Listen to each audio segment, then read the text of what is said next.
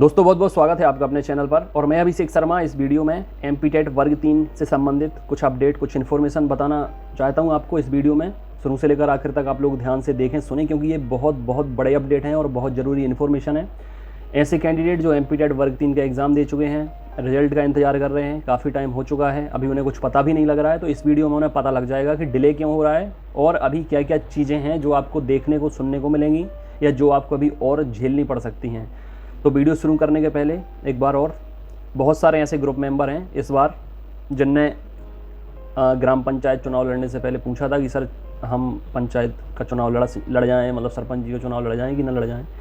तो मैंने बोला था कि ठीक है आप लड़ जाओ यार, इससे अच्छी और क्या बात हो सकती है, अगर जीत जाते हो तो बेहतर है। कुछ कैंडिडेट जीत गए हैं।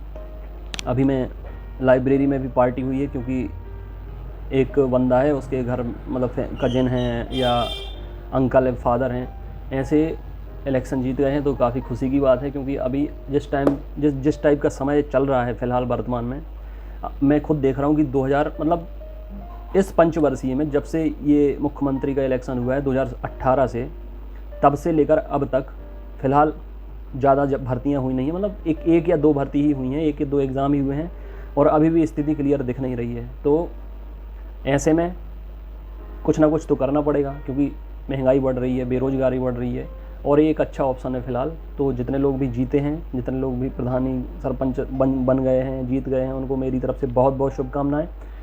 और चलिए शुरू करते हैं इस वीडियो को।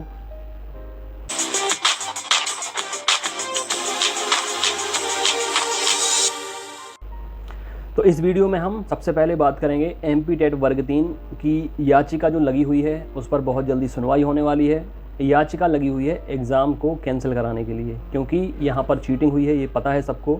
मैप आईटी भी प्रूफ दे चुकी है, पीवी को भी प्रूफ दे चुकी है। बस अब होना क्या है, सुनवाई के दौरान मैप आईटी के जो प्रूफ हैं वो कोर्ट में पेश करना है और उनके आधार पर जो भी सुनवाई होगी वो होगी, जो भी कार्रवाई होगी वो होगी।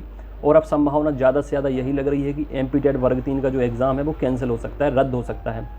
इसलिए रद्द हो सकता है क्योंकि सभी को पता है और मतलब कोई झुठला नहीं सकता अब इस बात को, क्योंकि प्रूफ मिल गया है। मैप आईटी ने जांच करके बता दिया था कि हाँ जो पेपर लीक हुआ है वो जेन्युइन है और पेपर लीक ही हुआ है। अब एक दिन का हुआ हो, जैसा कि पहले भी कोर्ट के द्वारा कहा गया है, यार सभी लोग जानते हैं कि चाहे एक शिफ्ट का पेपर लीक हुआ हो, चाहे किसी एक बंदे के पास पहुँचा हो, चाहे 10 बंदों के पास पहुँचा हो, अगर पेपर लीक हुआ है मतलब पूरी की पूरी परीक्षा संदेह के दायरे में आती है, संदिग्ध मानी जाएगी और एग्ज़ाम कैंसिल होना ही उसका एकमात्र विकल्प बचता है। तो संभावना यही है कि वर्ग 3 का एग्ज़ाम कैंसिल होगा, रद्द होगा।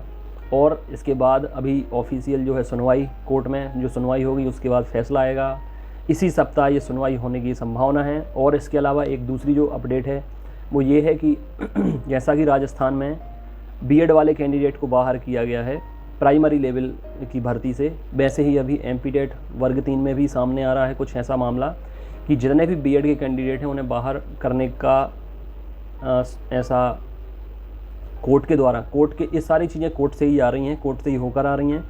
मैं पहले भी कई बार बोल चुका हूँ, इतना आप लोग भी जान गए हैं कि आजकल कोई भी भर्ती हो, कोई भी भर्ती प्रक्रिया हो, कोई भी गवर्नमेंट जॉब की भर्ती हो, वो सबसे पहले आजकल कोर्ट जाती है। डायरेक्ट भर्ती नहीं हो पाती, क्योंकि गवर्नमेंट अपना स्वार्थ सिद्ध करने के लिए इलीगल तरीके से भर्ती करती है। फिर कोर्ट में बच्चे याचिका दायर करते हैं, उसके बाद फिर कोर्ट सुनवाई करता है, सुनवाई के बाद फिर जो फैसला आता है वो मानना पड़ता है। अब समस्या इस बात की हो जाती है कि उसमें बहुत सारे कैंडिडेट का समय, पैसा और दिमाग ये ख़राब हो जाता है। कई लोग सिलेक्ट होते हैं, कई लोग बाहर होते हैं।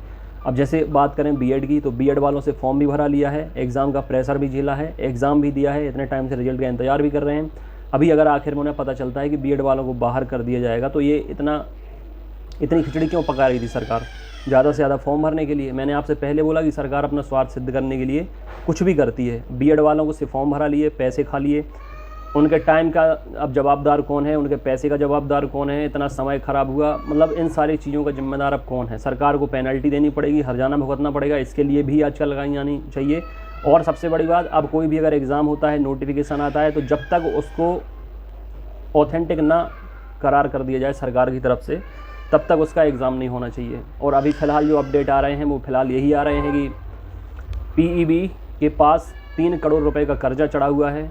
जिन कॉलेजेस से उनने एग्ज़ाम कराया था उनका पेमेंट नहीं किया है, लेकिन पीईबी के जो कंट्रोलर हैं या जो चेयरमैन है उनका कहना है कि हम पेमेंट कर चुके हैं, और कॉलेजेस का कहना है कि पेमेंट हमें मिला नहीं है, इसलिए हम अभी कोई एग्ज़ाम नहीं कराएंगे जब तक हमारा पेमेंट क्लियर नहीं हो जाता। और आपने कुछ दिन पहले एक खबर आई थी, आपने देखा होगा कि करोड़ों रुपए पीईबी ने अलग अलग तरह के बैंक में जमा करके रखा है। इसे काला धनी कहा जाएगा, क्योंकि पैसा तो आप लूट रहे हो स्टूडेंट से, उसमें तो आप कमी कर नहीं रहे हो, ना आधा पैसा कर रहे हो, ना आधी फीस कर रहे हो, उसमें तो कोई रियायत आप बरत नहीं रहे हो।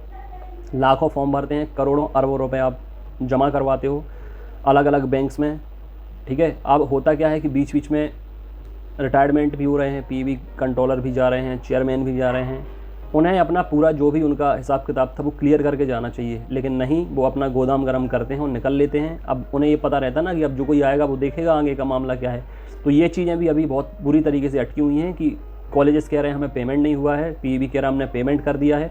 ये चीज़ें यहाँ पर फंस गई हैं, इसलिए अभी जो एग्ज़ाम होने थे अगस्त सितंबर में जो एग्ज़ाम होने वाले थे उनमें भी डिले देखने को मिलेगा। पूरा का पूरा अगर कंक्लूजन कहा जाए तो मध्य प्रदेश में जो स्टूडेंट हैं इनकी हालत बद से बदतर हो गई है, किसी काम के नहीं रहे बेचारे पढ़े लिखे जितने भी युवा हैं, क्योंकि अगर प्राइवेट सेक्टर में जाते हैं तो इतनी ज़्यादा वैकेंसीज़ भी नहीं हैं, इतनी ज़्यादा सैलरी भी नहीं दी जा रही है, और इसके अलावा गवर्नमेंट का तो हाल आप देख ही रहे हैं कि क्या चल रहा है। ध्यान ही नहीं है कि गवर्नमेंट स्टूडेंट पर क्या गुजर रही है। 4-5 ऐसा नहीं कि पद खाली नहीं है, पद खाली हैं लगभग हर विभाग में, लेकिन उनकी भर्ती प्रक्रिया इतनी जटिल कर दी है कि कोर्ट के थ्रू आजकल भर्ती होती हैं सभी कुछ, और कालाबाजारी करने के लिए वैकेंसी निकाली जा रही हैं, आरक्षण का भी कुछ क्लियर नहीं रहता है। तो ये सारी समस्याओं से मध्य प्रदेश के युवा गुजर रहे हैं, मानसिक परेशान है, आर्थिक हालत तो बिल्कुल ख़राब हो ही चुकी है, सामाजिक भी प्रेशर उन पर बहुत ज़्यादा रहता है, पारिवारिक भी प्रेशर रहता है। अब देखो इतना हर कोई नहीं समझ पाता, चाहे फैमिली मेम्बर हो, चाहे मोहल्ले के हों, चाहे रिश्तेदारी हो, चाहे समाज के हों, उन्हें इतनी चीज़ें ना तो समझ में आती हैं ना वो समझना चाहते हैं। उन्हें ये लगता है कि अगर आप लोगों ने पढ़ लिया है, हायर एजुकेशन कर ली है, तो अब अगर आप कुछ कर नहीं रहे हो तो उसके ज़िम्मेदार आप हो। लेकिन चीज़ें इतनी क्रिटिकल हो गई मध्य प्रदेश में कि बेरोज़गारी, मतलब आप ये समझें, अगर ऑथेंटिक आंकड़ा मैं आपको बताऊं तो लगभग 50 लाख ऐसे युवा बेरोज़गार हो गए हैं कि जो हायर एजुकेटेड हैं, पढ़े लिखे हैं, मतलब रोज़गार पंजीयन में तो 30 लाख के आसपास रजिस्टर्ड हैं, लेकिन एक आंकड़ा बताऊं मोटे मोटे तौर पे कि लगभग 50 लाख ऐसे कैंडिडेट हैं जो बेरोज़गार हैं मध्य प्रदेश के अंदर, जो एक बहुत बड़ा अमाउंट होता है। अब 50 लाख लोग ना तो प्राइवेट सेक्टर में जा सकते हैं, गवर्नमेंट वैकेंसीज पिछले 4-5 साल में निकली नहीं है, तो यहाँ का बिल्कुल काम तमाम हो चुका है। और इसका सीधा कनेक्शन फिर क्राइम से होता है। अगर लोग पढ़े लिखे लोग अगर बेरोज़गार रहेंगे, उन्हें काम नहीं मिलेगा, महंगाई बढ़ती चली जाएगी, तो क्राइम भी धीरे धीरे बढ़ता चला जा रहा है। आप देखेंगे न्यूज़पेपर में कितना क्राइम बढ़ रहा है, और पढ़े लिखे लोग क्राइम करते हैं तो वो ज़्यादा तकलीफ़ देता है। इसलिए कोशिश ये करें आप लोग कि अगले साल चुनाव हैं तो सरकार अभी तक भले ही वैकेंसी नहीं निकाली, लेकिन वैकेंसी तो निकालेगी, लेकिन सरकार को इस चीज़ पर भी ध्यान देना पड़ेगा कि पीईबी और कॉलेजेस के बीच में जो मुद्दा बन रहा है पैसे का, उसको ज़रा देखें, उस पर जांच कराएं, उसको जल्दी से जल्दी क्लियर कराएं, क्योंकि जब तक ये मुद्दा सुलझेगा नहीं, एग्ज़ाम होंगे नहीं, और एग्ज़ाम होंगे नहीं तो फिर वैकेंसी कैसे भरेंगी। तो सरकार को अभी ये इलेक्शन ख़त्म होने वाले हैं, या निकाय चुनाव हो गया, पंचायत चुनाव हो गया, ये ख़त्म होने वाले हैं। ज़रूरी है कि सरकार ज़रा राजनीति से हटकर युवाओं के भविष्य की तरफ, उनके कैरियर की तरफ, उनके फ्यूचर की तरफ ध्यान दे, क्योंकि यहाँ एज भी लिमिटेड रहती है एग्ज़ाम की, और 5 साल से वैकेंसी आई नहीं है तो ओवर एज होने का भी खतरा रहता है। एज बढ़ाने के लिए फिर तरह तरह के पापड़ बेलने पड़ते हैं, कहीं याचिका लगानी पड़ती है, और सरकार है कि फिर बिल्कुल राम भरोसे ही चल रही है। तो अभी ऐसा है कि आप लोग ज़रा पेशेंस रहें, कूल रहें, ज़रा सब्र करें। सब्र करते करते बांध तो टूट ही गया है मुझे पता है, लेकिन विकल्प आपके पास और कोई है नहीं। बस यही काम कर सकते हैं कि जितना गुस्सा, जितना फ्रस्ट्रेशन, जितना इरिटेशन है वो पढ़ाई पर ही निकालें, ठीक है। अभी कोशिश ये करें कि जितने नंबर का आपका पेपर है उनमें से 1 नंबर न कटना चाहिए, तब जाके आपका वो स्कोर हो पाएगा जो सिलेक्शन के लिए ज़रूरी है, ठीक है। बाकी जब वैकेंसी आएगी तो कोशिश ये करना कि पहले ही एग्ज़ाम में आपका सिलेक्शन हो जाए। और अभी जितने लोग फ्री हैं, कुछ नहीं कर रहे हैं, तो अभी भी 1-2 दिन का टाइम बाकी है। 10 तारीख लास्ट डेट है CPCT करने के लिए। फॉर्म भर दीजिए, टाइपिंग शुरू कर दीजिए। मैं हूँ, आपका थ्योरी पार्ट निकलवा दूंगा प्रिपरेशन के द्वारा। टाइपिंग आपको करना है, हिंदी टाइपिंग भी निकाल ली अगर, तो आने वाले जो एग्ज़ाम है उनमें आप फॉर्म भर पाएंगे। किसी एक पर्टिकुलर एग्ज़ाम के भरोसे ना बैठें।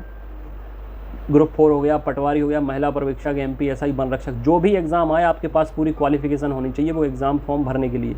इसलिए मैं कहता हूँ CPCT भी करके रख लो फटाफट, अभी 20 दिन का टाइम है, निकल जाएगा। और सितंबर का भी टाइम मिलेगा, लेकिन अभी जो कोई निकाल लेगा वो ज़्यादा बेहतर रहेगा। इसलिए पढ़ाई कर, मतलब अपने दिमाग को कहीं ना कहीं लगा के रखें। खाली दिमाग शैतान की खोपड़ी है, और तरह तरह के फिर ख्याल आते हैं, कोई डिप्रेशन में भी चला जाता है, नेगेटिव थॉट्स भी आते हैं। इसलिए फॉर्म भरें और अपने आप को तैयारी में लगा कर रखें, कंटिन्यूटी रहेगी तो प्रिपरेशन बहुत अच्छी होती रहेगी। बाकी कोई डाउट हो, बाकी कोई क्वेरी हो अगर, तो वीडियो में कमेंट करके पूछें, मैं आपको बता दूंगा। और अगर अभी तक ग्रुप में नहीं जुड़े हैं तो ये नंबर दिया 9981167757, इस पर ऑडियो से नाम बताकर मैसेज कर देना। जिस एग्ज़ाम के लिए आपको जुड़ना है वो बता देना, व्हाट्सएप ग्रुप में जोड़ लेंगे। एप्लीकेशन डाउनलोड नहीं किया तो कर लें।